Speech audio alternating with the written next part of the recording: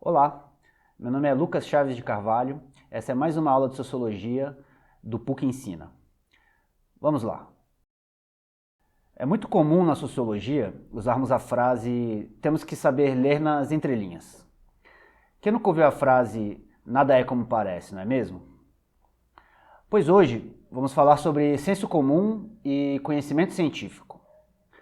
Estes são os conceitos básicos da Sociologia e é fundamental para entendermos a dinâmica do seu funcionamento. O sociólogo francês Émile Durkheim, um dos 3 mestres clássicos da sociologia, disse em sua obra As Regras do Método Sociológico que devemos ver os fatos sociais como coisas, ou seja, como algo que existe concretamente e que nos é externo.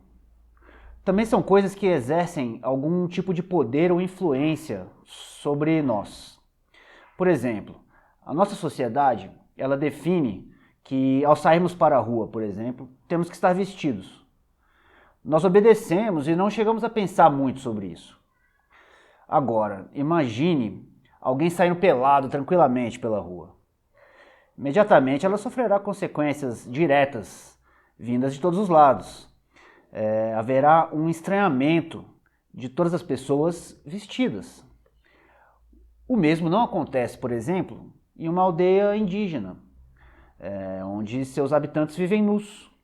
Aqui, o estranho seria o contrário, ou seja, alguém aparecer de terno e gravata em meio aos índios nus. E o olhar do sociólogo, quando estuda a sociedade, deve agir como o de outros cientistas, como o físico ou o químico. Ele deve observar a distância, se desprender de paixões ou de verdades absolutas e buscar padrões de funcionamento no tecido social. Tudo isso são ferramentas que o cientista lança mão para fazer a ciência. E com o sociólogo não é diferente. Ele não emite a sua opinião, mas conhece melhor a sociedade por causa do método. As 2 expressões citadas no começo do vídeo sugerem que a verdadeira explicação para algum fato qualquer não é tão simples.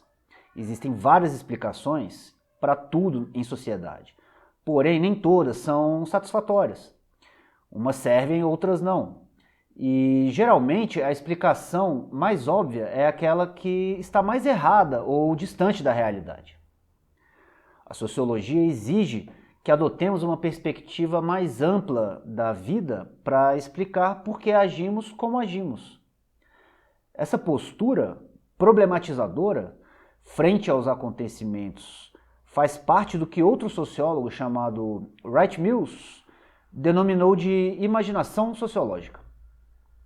O sociólogo ele deve buscar explicações mais profundas nas coisas mais banais e que nos parecem tão naturais a ponto de não questioná-las. As ações do cotidiano é conhecida na sociologia como o senso comum.